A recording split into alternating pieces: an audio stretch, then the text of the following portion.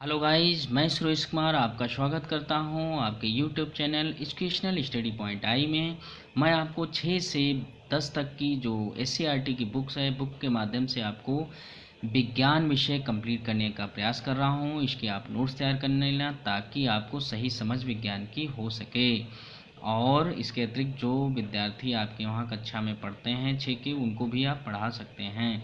तो आइए चलते हैं पदार्थों का पृथक्करण। इससे पहले हमने इकाई 1, इकाई 2 के वीडियो पब्लिश कर दिए हैं, उनको देख लेना। हमारे चैनल को सब्सक्राइब, लाइक एवं शेयर अवश्य कर देना ताकि आपको ये वीडियो उपलब्ध हो सकें। जब हम वीडियो अपलोड करेंगे आपको नोटिफिकेशन प्राप्त हो जाएगा। बेल आइकन अवश्य दबा लेना सब्सक्राइब करने के बाद, ताकि आपको वीडियो उपलब्ध हो सकें। और हम लेकर चलते हैं आपको कक्षा 6 के इकाई 3 की ओर।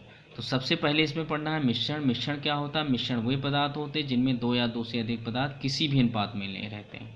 यानी किसी भी अनुपात में 2 या 2 से अधिक पदार्थों को आप मिला देंगे, उसे क्या कहेंगे? मिश्रण। तो मिश्रण के लिए देखा जाए तो जैसे वायु, वायु क्या है? मिश्रण, क्योंकि इसमें ऑक्सीजन, नाइट्रोजन, कार्बन डाइऑक्साइड, जलवाष्प आदि मिले हैं, ये सब क्या हो जाएगा? मिश्रण हो जाएगा। फिर है दूध, जल, वसा, प्रोटीन, कार्बोहाइड्रेट, विटामिन आदि आपके मिले हैं, ये सब क्या है? ये मिश्रण है। समुद्री जल में जल, विभिन्न प्रकार के लवण है, ये सब क्या है? मिश्रण। आइसक्रीम में क्या होता है? दूध, चीनी होती है, यानी मिश्रण। सोडा वाटर, खाने का सोडा, कार्बन डाइऑक्साइड, जल मिश्रण आदि हो, ये क्या है? मिश्रण। क्यों? क्योंकि मिश्रण में 2 या 2 से अधिक पदार्थ किसी भी अनुपात में लाए जाते हैं, यानी इसमें कोई अनुपात निश्चित नहीं है। वायु में देखा जाए कभी ऑक्सीजन ज़्यादा, कभी नाइट्रोजन ज़्यादा, कभी कार्बन डाइऑक्साइड की मात्रा अधिक हो, कभी जलवाष्प अधिक होती, कभी धूल के कण अधिक होते हैं। तो ये सारी समस्याएं रहती हैं। तो इस आधार पर हम देखें तो ये सारे मिश्रण हैं।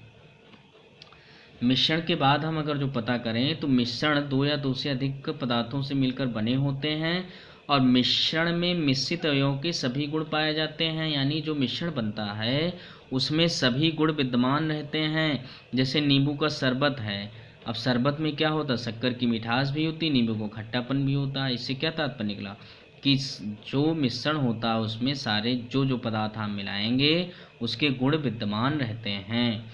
तो इस प्रकार चाय, खिचड़ी, बेसन के लड्डू, पराठा, खोए की बर्फी, ये सब क्या हो गए? जब आप खाएंगे तो उसके लक्षण, उसके अवयव के विद्यमान रहेंगे। अब चलते हैं शुद्ध पदार्थ। शुद्ध पदार्थ क्या होता है? शुद्ध पदार्थ आप जानते हैं। अब शुद्ध पदार्थ की बात करें तो शुद्ध पदार्थ हम जानते हैं जो शुद्ध हो, जिसमें कोई कमी ना हो, खराब ना हो। लेकिन रसायन की भाषा में शुद्ध पदार्थ क्या होते हैं? जिसमें एक ही प्रकार के पदार्थ के कण विद्यमान हो या परमाणु विद्यमान हो, उसे हम शुद्ध पदार्थ कहते हैं। जैसे सोना, चांदी, लोहा, तांबा, नमक, शक्कर आदि में क्या है? एक ही प्रकार के गुण विद्यमान हैं, परमाणु विद्यमान हैं, अणु विद्यमान हैं, इसीलिए क्या है? ये शुद्ध पदार्थ हो जाते हैं। अब ये जो शुद्ध पदार्थ हैं ये मुख्यतः 2 प्रकार के होते। कैसे? देखो लिखा है, आगे चलेंगे तो देखो लिखा है शुद्ध पदार्थ। शुद्ध पदार्थ अपनी विशेषताएं होती। शुद्ध पदार्थ भी तत्व यौगिक में बटे हुए हैं, तत्व एवं यौगिक में बटे हुए, यानी शुद्ध पदार्थ 2 प्रकार के, तत्व एवं यौगिक। अब शुद्ध पदार्थ और मिश्रण, अब शुद्ध पदार्थ और मिश्रण की बात की जाए तो क्या अंतर है? यहाँ पर हम कहना चाहें तो यौगिक को मिश्रण भी कह सकते हैं, या तत्व या मिश्रण भी कह सकते हैं। तो कणों के प्रकार की बात करें तो शुद्ध पदार्थ केवल एक ही प्रकार के कणों से मिलकर बने होते हैं, जबकि मिश्रण 2 या 2 से अधिक प्रकार के कणों से मिलकर बने होते हैं। संगठन की बात करें तो इनका संगठन निश्चित होता है, जबकि इनका संगठन निश्चित नहीं होता है। अब अवयव की बात करें तो इसमें भी यह शुद्ध पदार्थ अपनी विशेषताएं, गुण होते हैं, जैसे नमक, चीनी, यानी इनके गुण विद्यमान होते हैं जो होता है पदार्थ, जबकि इसमें जो अवयवी पदार्थ मिलाए जाएंगे उसी के गुण विद्यमान रहेंगे, उसी पर निर्भर करता है। पदार्थ की प्रकृति की बात करें तो शुद्ध पदार्थ में उसके अवयव दिखाई नहीं देते हैं, जबकि समांग होता है, हम कह सकते हैं एक समांगी जैसा होता है। जबकि मिश्रण में समांग विषमांग दोनों प्रकार का होता है। शरबत जैसे समांग है, जबकि जल और बालू का मिश्रण क्या है? विषमांग है। यानी इसमें समांग में क्या होता है? अलग अलग अवयवी पदार्थों को हम नहीं देख सकते, जबकि विषमांगी में क्या होता है? हम अलग अलग देख सकते हैं। कैसे? भाई आप शरबत में देखिए कहाँ पर चीनी है, कहाँ पर जब घोल देंगे कहाँ पर पानी है, तो आप नहीं पता लगा सकते हैं। जबकि जल और बालू उसको हम देख सकते हैं, यहाँ पर बालू है, जल। या खिचड़ी में देखिए क्या होता है? दाल और चावल दिखाई पड़ते हैं। तो इस प्रकार ये मिश्रण जो होते हैं समांग विषमांग 2 प्रकार के होते हैं। आगे चलते समझते हैं। तत्व एवं यौगिक को समझते हैं। तो तत्व क्या होते हैं, सबसे पहले ये समझ लीजिए। तत्व के अणुओं में केवल एक ही प्रकार के परमाणु होते हैं, यानी एक ही प्रकार के जिसमें परमाणु होते हैं वो तत्व कहलाते हैं। जैसे लोहा, चांदी, सोना, ऑक्सीजन, नाइट्रोजन, एल्युमिनियम, सल्फर आदि सब क्या हैं, ये तत्व हैं।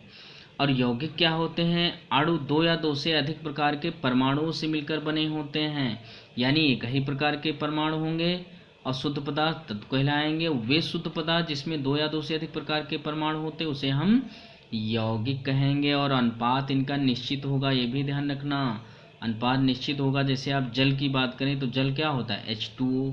अब H2O क्या मतलब, H2 है, ऑक्सीजन 1 है, यानी H2 निश्चित है, 2 हाइड्रोजन 1 ऑक्सीजन होगा तब जल होगा, यानी अनुपात निश्चित होता है। इस प्रकार हम कह सकते हैं कि ये क्या हैं, यौगिक हैं। अब बात करते हैं मिश्रण की। तो मिश्रण आप पहले पढ़ चुके हैं, क्या है, दो या दो से अधिक पदार्थ किसी भी अनुपात में मिलाए जाए उसे हम मिश्रण कहेंगे। अब यहाँ पर क्या है, मिश्रण दो प्रकार के, समांगी मिश्रण, विषमांगी मिश्रण। समांगी मिश्रण क्या होता है, दो या दो से अधिक पदार्थ मिले हों लेकिन अवयवी पदार्थों को अलग अलग ना देखा जा सके, बस इतना ही समझना है। लिखा है दो या दो से अधिक पदार्थ मिले हों लेकिन अलग अलग नहीं देखा जा सकता है, समांगी मिश्रण। यहाँ पर मिसप्रिंट है, देख लेना, समांगी मिश्रण कहलाते हैं। और मिश्रण के सभी अवयव समान रूप से वितरित होते हैं, जैसे वायु है, शरबत है, क्या है, समांगी मिश्रण है। क्योंकि वायु में देखो आप नाइट्रोजन, ऑक्सीजन और जलवाष्प होती है, सब कहाँ दिखाई पड़ते हैं, ये समांगी। जबकि शरबत में जल, नींबू और चीनी डालते कहाँ दिखाई पड़ते, समांगी मिश्रण। फिर है विषमांगी मिश्रण, ऐसे ठोस पदार्थ द्रव पदार्थों के मिश्रण जिनमें उनके अवयवी पदार्थों को समानता अलग अलग देखा जा सके, यानी हम जिसमें देख सकें वो विषमांगी मिश्रण, जिसमें ना देख सकें वो समांगी मिश्रण। यानी समांगी विषमांगी में भी अंतर आपने स्पष्ट कर लिया। कोई भी पूछा जाए आप खट से बता सकते हैं। जैसे आपको पूछा जाए कि तेल और जल को आपस में मिलाया जाए तो आप देखेंगे वो मिलते नहीं हैं, तेल ऊपर होगा, जल नीचे होगा, स्पष्ट दिखाई पड़ेगा, यानी क्या होगा, विषमांगी मिश्रण। इस प्रकार मिश्रण के गुण की परिभाषा की बात की जाए तो मिश्रण में घटक किसी भी अनुपात में मिलाए जा सकते हैं और मिश्रण में घटकों के अपने गुण विद्यमान होते हैं। मिश्रण से उनके घटकों को पृथक किया जा सकता है। ये बहुत बड़ी बातें आपको समझ में आ गई होंगी। अब हम आगे चलते हैं।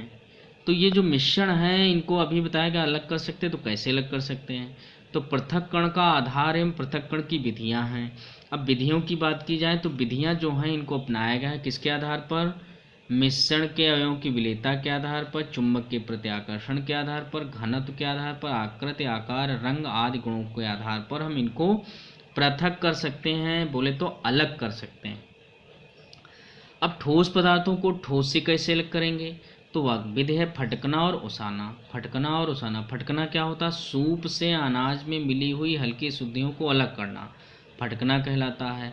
और जब धान गेहूं जैसे खेतों में काटे जाते हैं उसमें धूल के कण और कूड़ा भरा रहता है और हवा में क्या करते हैं उसको डालते हैं, हवा में ये उड़ जाते हैं हल्के पदार्थ और गेहूं और धान आपके सुरक्षित शुद्ध निकल आते हैं, इसी को कहते हैं हम ओसाना। देखो लिखा है किसान भूसा युक्त अनाज ऊंचे स्थान पर खड़ा होकर गिराता है जिससे भारी गेहूं के कण उसके पास गिर जाते हैं और हल्का भूसा हवा में उड़ जाता है। इस प्रकार पृथक्करण विधि को ओसाना कहते हैं।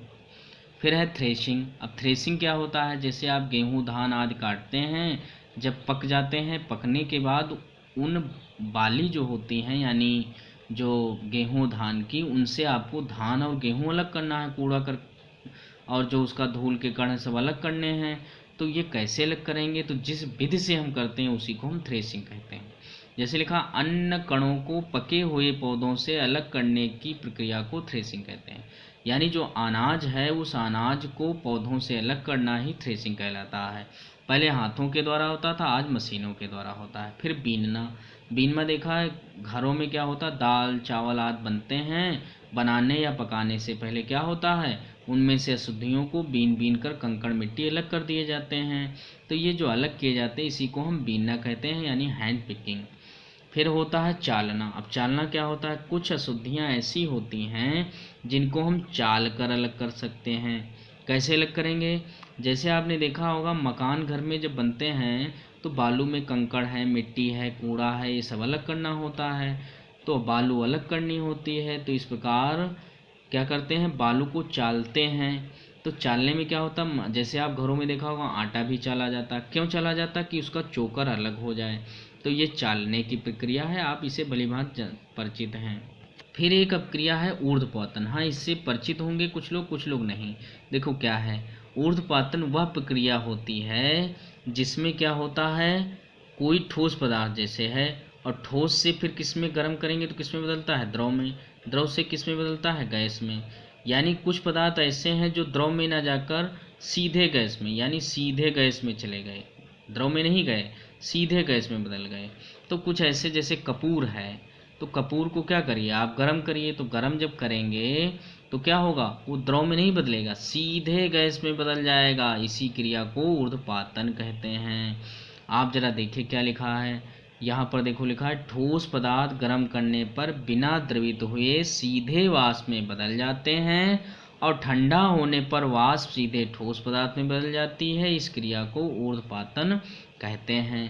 तो इसमें पूछा जाता कौन कौन, कई बार प्रश्न पूछेंगे प्रतियोगी परीक्षाओं में, ऊर्ध्वपातन पदार्थ कौन है, तो आयोडीन है, नवसादर है, नेप्थलीन, और ये सारे क्या हैं, ये सब ऊर्ध्वपातन पदार्थ हैं। अब है अघुलनशील ठोस पदार्थों को अलग करना।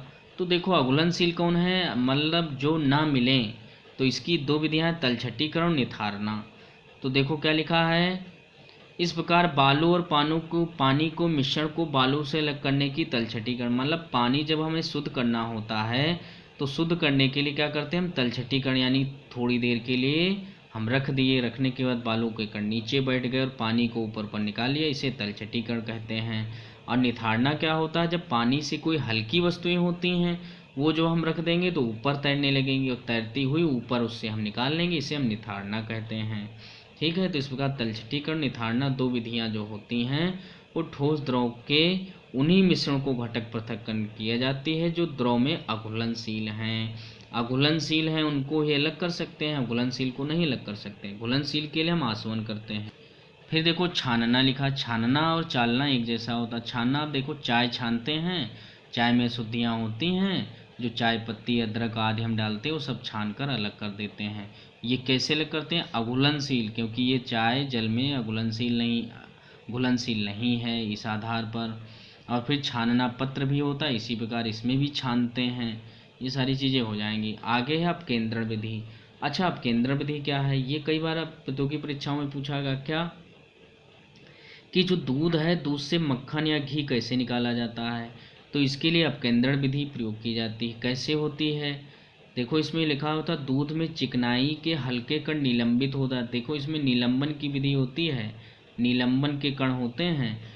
दूध की किसी बड़े बर्तन में मथनी द्वारा तीव्र गति से घुमाया जाता है, जिससे चिकनाई के हल्के कण भारी कणों से पृथक हो जाते हैं। इस प्रक्रम को अपकेंद्रण विधि कहते हैं। अब दूध के भारी कण तली की ओर आ जाते हैं जबकि हल्के कण ऊपर उठ जाते हैं। इस विधि को कहते हैं अपकेंद्रण विधि। तो यानी दूध से मक्खन किस विधि द्वारा निकाला जाता है, अपकेंद्रण विधि। अब आगे चलते हैं, अघुलनशील ठोस पदार्थों से कैसे अलग करेंगे, तो आपकी बहुत इम्पोर्टेंट है वाष्पन विधि। तो वाष्पन विधि द्वारा क्या होता है इसको भी समझते हैं। किसी द्रव वाष्प में परिवर्तित होना वाष्पन कहलाता है, वाष्पन कहलाता है, तथा यह क्रिया वाष्पीकरण कहलाती है। यह क्रिया प्रत्येक ताप पर निरंतर होती रहती है। इस विधि द्वारा समुद्र से नमक, अब पूछा जाता है समुद्र से नमक किस विधि द्वारा अलग करते हैं, तो आप कहेंगे वाष्पन या वाष्पीकरण विधि द्वारा। फिर है आसवन विधि।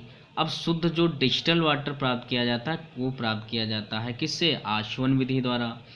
तो आप आसवन विधि में क्या होता है, संघनन की क्रिया होती। कैसे, किसी विलयन से वाष्पीकरण और संघनन विधि द्वारा शुद्ध द्रव को प्राप्त करने की प्रक्रिया को आसवन कहते हैं। तो आसवन विधि में क्या होगा, हम शुद्ध जो जल पदार्थ जो जल होता है उसको गर्म करके भाप के माध्यम से, यानी पहले तो गर्म किया तो भाप बनी, भाप को ठंडा किया तो जल बन गई। इस क्रिया को कहते हैं संघनन, और संघनन की क्रिया द्वारा ही आसवन होता है। इसी से हम डिस्टिल्ड वाटर प्राप्त करते हैं जिसे हम शुद्ध जल कहते हैं। अगली है क्रिस्टलीकरण। अब क्रिस्टलीकरण क्या होता है, यानी जब क्रिस्टल बन जाते हैं, इस क्रिया को क्रिस्टलीकरण कहते हैं। लिखा है ऐसे विलयन को संतप्त विलयन कहते हैं। किन विलयनों को संतप्त विलयन कहते हैं? जिस विलयन में कोई भी पदार्थ अब आसानी से ना मिल, ऐसे विलयन जिसमें कोई भी पदार्थ आसानी से एक ऐसी स्थिति आ जाती है जब नहीं मिलता है तो उसे हम संतप्त विलयन कहते हैं। अर्थात फिटकरी जो होती है कुछ और मात्रा जल में मिलाने से, जैसे जल में मिलाते जाए इस प्रकार एक ऐसी स्थिति आएगी फिर मिलाना संभव नहीं होगा, तो इसी को हम कहते हैं क्या? संतप्त विलयन।